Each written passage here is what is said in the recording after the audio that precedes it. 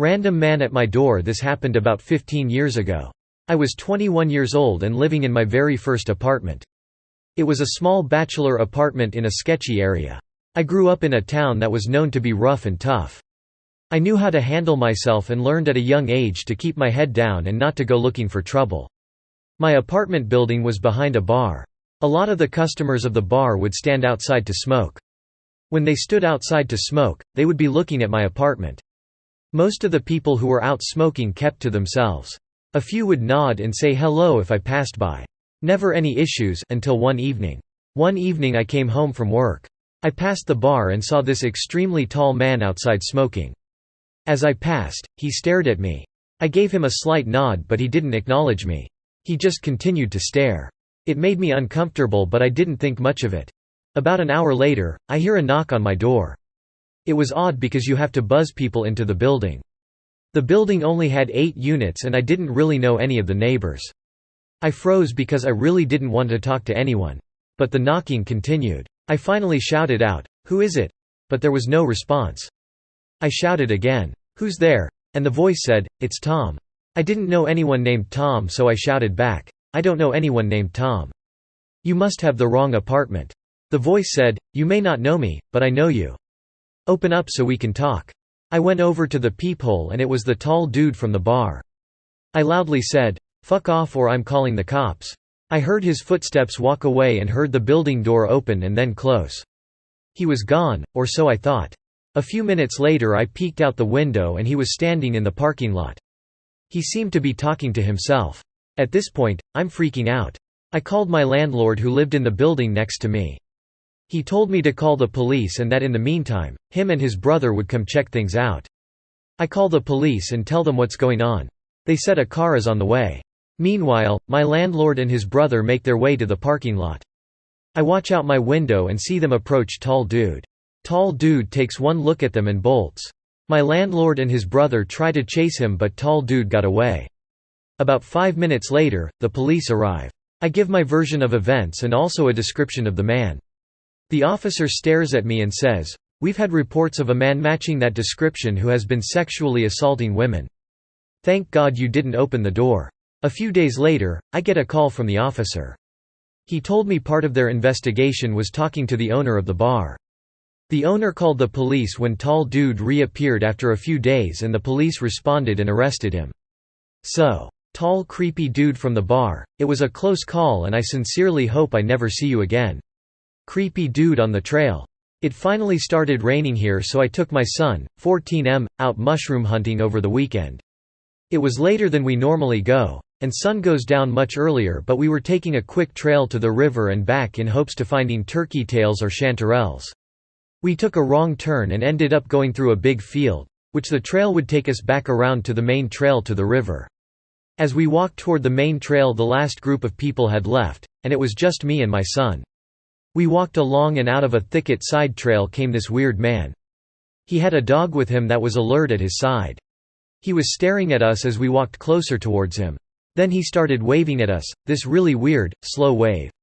I was immediately uncomfortable and goosebumpy, but didn't want to be impolite, so I half-hearted waved back while staring back and telling my son to slow up a little. I didn't want to actually meet up at the junction.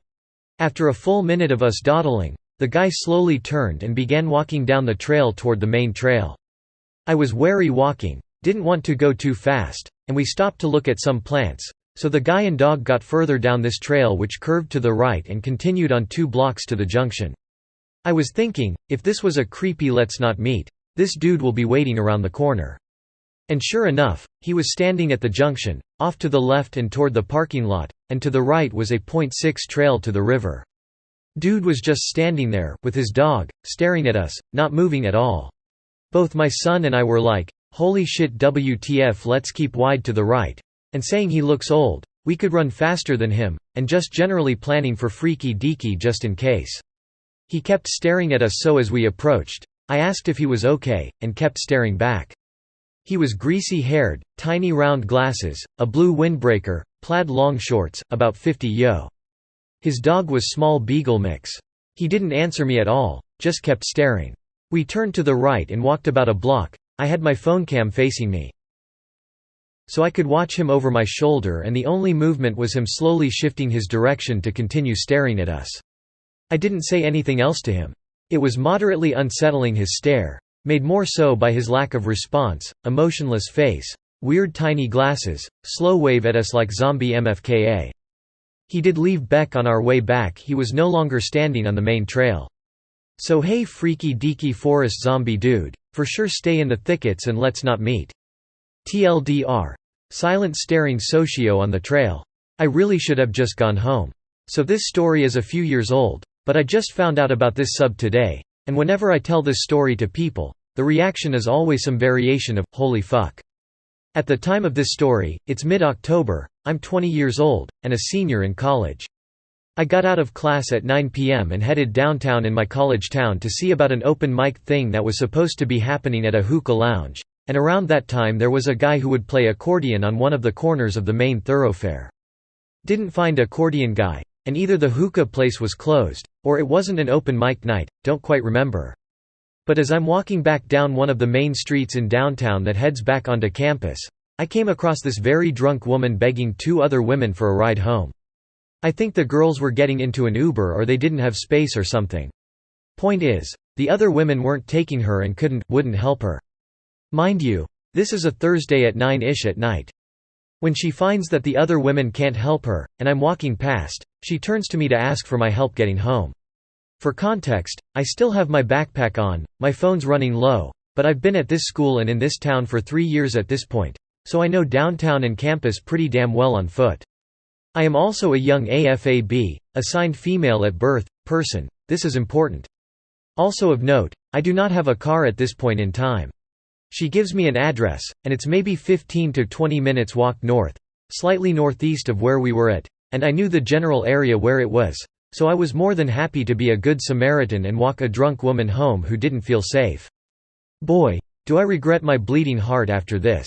She's incredibly thankful and overjoyed that someone is willing to help her get home. The route we were going to take was super straightforward and I knew exactly where I was in relation to the rest of town.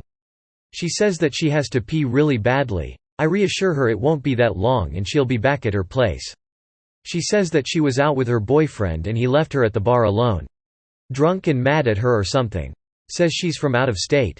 I commiserate with her that what he did was shitty. She asks me about what I'm studying. I confided that I was finishing a Bachelor's of Science in Information Technology. She starts in about her experience with the dark net. She's bemoaning this boyfriend that's at home that I'm walking her back to. She keeps trying to walk with me like, up against my side or slightly behind me, and I'm like, no, walk slightly ahead of me or keep some space. She has a dermal piercing on her cheekbone that's hard to miss. She is getting more and more manic and weird as we walk along. We get about half a mile into North Downtown, less than a mile from the address she gave me, and the boyfriend's calling her and being a real douche-nozzle. I'm about done with this guy from the shit she's telling me about this, that and the other thing, so she puts him on speakerphone and I tell him to chill the fuck out, we're on such and such road close by. His tone changes in an instant. He goes from hostile and angry to surprisingly chill. I may be neurodivergent, but that threw up a million more red flags for me. And she starts saying that I'm going to have a good time at their house. I'm looking for an exit. Every bone in my body is screaming at me to get out of this situation. We get to the end of this road, which coincides with an intersection that has a gas station. I say, hey, let's stop here to use the bathroom. She says that she doesn't have to use the bathroom anymore. I'm scared shitless. I tell her, well, maybe you don't have to, but I do. Which was true. We go into the gas station. I head immediately to the bathroom and text one of my friends asking if she was working and if she could pick me up or if I needed to call the campus Safe Ride Home program. Friend says it'll be a minute if I'm willing to wait. I agree to wait. I come out of the bathroom, and this drunk woman, if she was even actually drunk to begin with, has vanished. Nowhere in the store, nowhere outside that I care to look. I buy a soda and wait for my friend and her friends to come save me, effectively. I'm later told that facial dermal piercings like hers are sometimes affiliated with human trafficking, and to be honest, with the vibes and the changes in tone and the narrative that was being spun around me walking this woman home, and how she just completely vanished on me when I got to a safe place with lights and cameras and such, I have to wonder if that wasn't the plan. I won't ever know for certain, but it certainly scared the ever-loving daylights out of me as a 20-year-old. My friend and her friends pull up, and take me back to one of their dorms, and I spend more of the evening with them, so I wasn't alone. Forever thankful for 3 underclassmen for rescuing me from a gas station at 10 p.m. A good while after this happened, I was out at a drag bar getting cross-faded with friends, and I recognized her at a table near ours, and I was completely panicking the rest of the night, terrified of this woman and what could have happened before and then. TLDR, be careful who you offer help to, and have safety precautions in place first so you don't potentially get murked. So, yeah, let's not meet again, Ms. Drunk Woman.